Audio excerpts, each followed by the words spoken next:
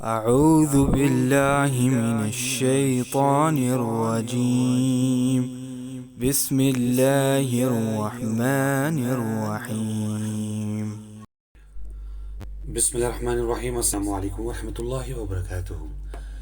دہی کے فوائد کیا کیا ہیں آج اس ویڈیو میں ڈسکس کریں گے۔ دودھ کی بنی مصنوعات میں دہی سب سے زیادہ استعمال ہونے والی خوراک ہے۔ اس میں موجود خمیر قدرتی طور پر بہت سی بیماریوں کا علاج ہے۔ دہی جلد کی خشکی ختم کرتی ہے۔ سر کے بالوں میں لگانے سے بالوں میں چمک اور خشکی سکری بھی ختم کرتی ہے۔ دہی اور شہد چہرے پر ماسک کی طرح لگانے سے جھریوں میں کمی آتی ہے۔ پیٹ کی بیماریوں میں دہی بہت مفید ثابت ہوتی ہے۔